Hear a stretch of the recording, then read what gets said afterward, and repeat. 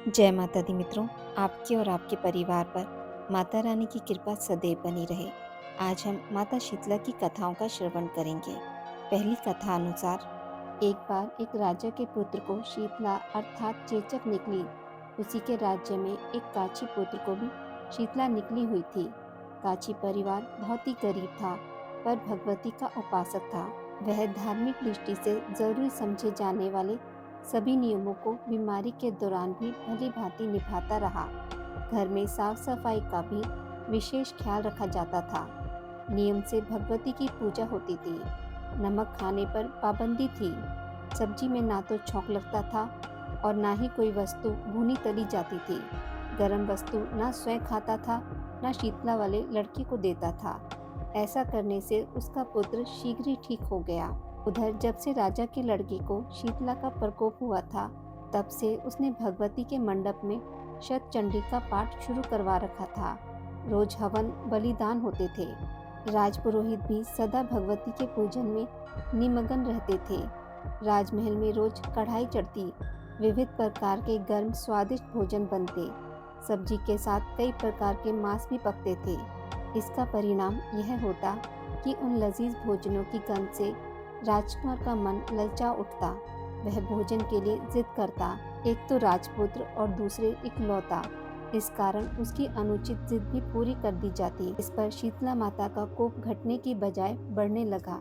शीतला के साथ साथ उसे बड़े बड़े फोड़े भी निकलने लगे, जिनमें खुजली व जलन अधिक होती थी। शीतला की शांति के लिए राजा जितने भी उपाय करता, शीतला का प्रकोप उतना ही बढ़ता जाता, क्योंकि अज्ञानतावश राजा के यहाँ सभी कार्य उल्टे हो रहे थे। इससे राजा और अधिक परेशान हो उठा। उसकी समझ में नहीं आ रहा था कि इतना सब होने के बाद भी शीतला का प्रकोप शांत क्यों नहीं हो रहा है। एक दिन राजा के गुप्तचरों ने उन्हें बताया कि काची पुत्र के भी शीतला निकली थी, पर वह बिल्कुल ठीक हो गया है।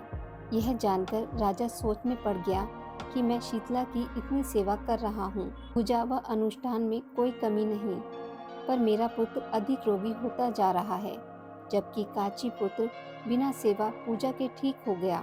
इसी सोच में उसे नींद आ गई। श्वेत वस्त्र धारण भगवती ने उसे स्वप्न में दर्शन देकर कहा, हे राजन, मैं तुम्हारी सेवा अर्चना से प्रसन्न हूँ, इसलिए आज भी तुम्हारा पुत्र जीवित है।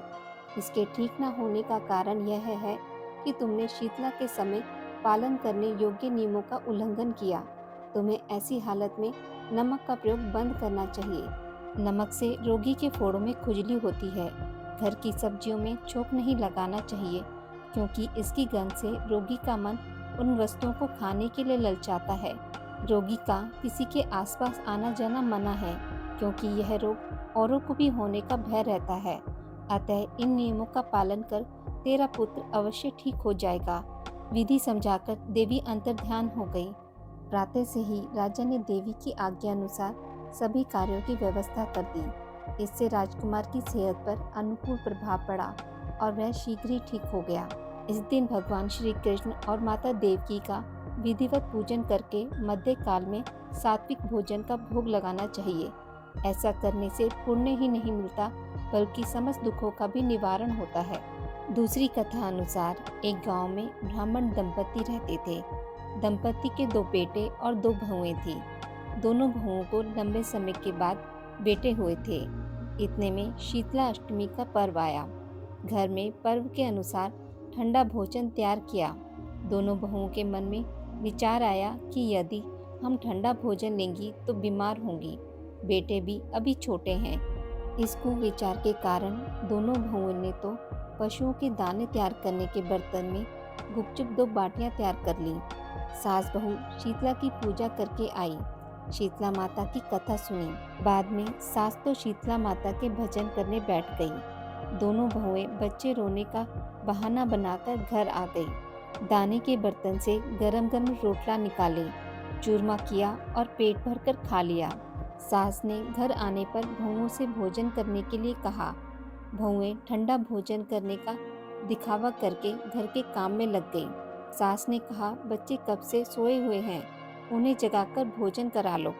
बहुएं जैसे ही अपने अपने बेटों को जगाने गई तो उन्होंने उन्हें मृत प्राय पाया। ऐसा बहुओं की करतूतों के फलस्वरूप शीतला माता के प्रकोप से हुआ था। बहुएं विवश हो गई। सास ने घटना जानी तो बहुओं से झगड़ने लगी। सास बोली कि तुम दोनों ने अपने बेटों की बदौलत शीतला माता की अवहेलना की है, इसलिए अपने घर से निकल जाओ और बेटों को जिंदा स्वस्थ लेकर ही घर में पैर रखना। अपने मृत बेटों को टोकरे में सुलाकर दोनों बहुएं घर से निकल पड़ी। जाते जाते रास्ते में एक जीर्ण वृक्ष आया। यह खेजड़ी का वृक्ष था। इसके नीचे ओरी शीतला दोनों बहनें बैठी थी। दोनों के बालों में विपुल प्रमाण में जू थी। दोनों बहुओं ने थकान का अनुभव भी किया था। दोनों बहुएं ओरी और शीतला के पास आकर बैठ गई। उन दोनों ने शीतला और ओरी के बालों से खूब सारी जू निकाली। जूओं का नाश होने से ओरी और शीतला ने अपने मस्तक में शीतलता का अनुभव किया। कहा, तुम दोनों ने हमारे मस्तक को शीतल ठंडा किया है, वैसे ही तुम्हें पेट की शांति मिले। दोनों बहुएं एक साथ बोली कि पेट का दिया हुआ ही लेकर हम मारी मारी भटकती हैं, परंतु शीतला माता के दर्शन नहीं हुए। शीतला माता ने कहा कि तुम दोनों पापिन हो, दुष्ट हो, दुराचारिणी हो, तुम्हारा तो मुंह देखना भी योग्य नहीं है। शीतला अष्टमी के दिन ठंडा भोजन करने के बदले तुम दोनों ने गर्म भोजन कर लिया था। यह सुनते ही बहुओं ने शीतला माता जी को पहचान लिया। देवरानी जेठानी ने दोनों माताओं का वंदन किया। गिड़गिड़ाते हुए कहा कि हम तो भोली भाली हैं, अनजाने में गर्म खा लिया था। आपके प्रभाव को हम जानती नहीं थी। आप हम दोनों को क्षमा करें। उन्हें ऐसा दुष्कृत्य हम कभी नहीं करेंगी।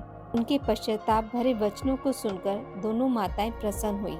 शीतला माता ने मृतक बालों को जीवित कर दिया। बहुएं तब बच्चों को साथ लेकर आनंद से पुनः गांव लौट आई। गांव के लोगों ने जाना कि दोनों बहुओं को शीतला माता के साक्षात दर्शन हुए थे। दोनों का धूमधाम से स्वागत करके गांव में प्रवेश करवाया। बहुओं ने कहा, हम गांव में शीतला माता के मंदिर का निर्माण करवाएंगी। चैत्र माह में शीतला अष्टमी के दिन मात्र ठंडा खाना ही खाएंगी। शीतला माता ने बहुओं पर जैसी अपनी दृष्टि की वैसी कृपा सब पर करें। श्री शीतला माता सदा हमें शांति, शीतलता तथा आरोग्य दें। तीसरी कथा अनुसार चैत्र का महीना आया। होली के बाद के दिन आए। शीतला सप्तमी आई। सभी लोग कहने लगे, माता आई, माता आई। किसी ने हलवा बनाया, किसी ने पूरी बनाई। माता जी को गर्म खाने का भोग लगाया। माता के अंग अंग में आग जलने लगी तो माता दौड़ी दौड़ी कुम्हार के घर गई। कुम्हार को कहा, मेरा अंग अंग जल रहा है, मुझे ठंडी मिट्टी में लेटना है। ठंडी मिट्टी में लेटने से माता को थोड़ी ठंडक मिली और बोली, कुम्हार, मुझे भूख लगी है। कुम्हार ने रात की ठंडी रोटी माता को खाने को दी। इससे माता ठंडी हुई और कुम्हार पर प्रसन्न हुई। माता ने कहा, सारी नगरी में हाहाकार होगा, केवल तेरा घर बचेगा। सारा नगर त्राही त्राही करने लगा और कुम्हार का घर बच गया। गांव वाले कहने लगे, कुम्हार, तूने क्या जादू किया जिससे सारा नगर नष्ट हो गया और तेरा घर बच गया। कुम्हार ने कहा, मैंने कोई जादू टोना नहीं किया, मैंने तो बस माता को शीतल किया। तुम सब लोगों ने गर्म भोजन करवाया था तो माता के अंग अंग में फफोले हो गए थे। इसी कारण माता को कोप हुआ और नगर में त्राही त्राही मची। लोगों ने पूछा, माता कहाँ है? तो कुम्हार कहने लगा, माता नीम के नीचे ठंडी छाया में बैठी हैं। गांव वाले माता के पास गए और विनती करने लगे तो माता बोली, तुम सभी ने मुझे गर्म भोजन करवाया जिससे मेरी जीभ पर छाले हो गए। कुम्हार ने मुझे ठंडा भोजन करवाया जिससे मुझे ठंडक मिली। इसी कारण सारा नगर नष्ट हो गया और कुम्हार का घर मेरी कृपा से महल बन गया। लोगों ने पूछा, माता अब हम क्या करें? तो माता बोली, होली के 7 दिन बाद शीतला सप्तमी आती है। उस दिन सभी गांववासी स्त्रियां छठ के दिन बनाए ठंडे खाने से मेरी पूजा करें और भोग लगाएं। 12 महीने बाद वापस शीतला सप्तमी आई। राजा ने सारे नगर में ढिंढोरा पिटवा दिया कि होली के बाद 7 दिनों तक सब माता का अगता रखें, यानी कोई सिर नहीं धोए, सिलना, कूटना, पीसना नहीं करे। राजा ने जैसा कहा लोगों ने वैसा ही किया। माता प्रसन्न हुई, सारे नगर में आनंद हुआ। शीतला माता जैसे सारे नगर वासियों को क्षमा किया, उन पर प्रसन्न हुई, वैसे सभी पर प्रसन्न रहना, भूल चूक माफ़ करना। बोलिए माता शीतला की जय। आज की इस वीडियो में बस इतना ही। मित्रों, अगर आपको यह कथाएं अच्छी लगी हों तो मेरे वीडियो को लाइक और शेयर ज़रूर करें और पूजा पाठ से जुड़ी जानकारी के लिए मेरे चैनल को सब्सक्राइब करना ना भूलें। धन्यवाद।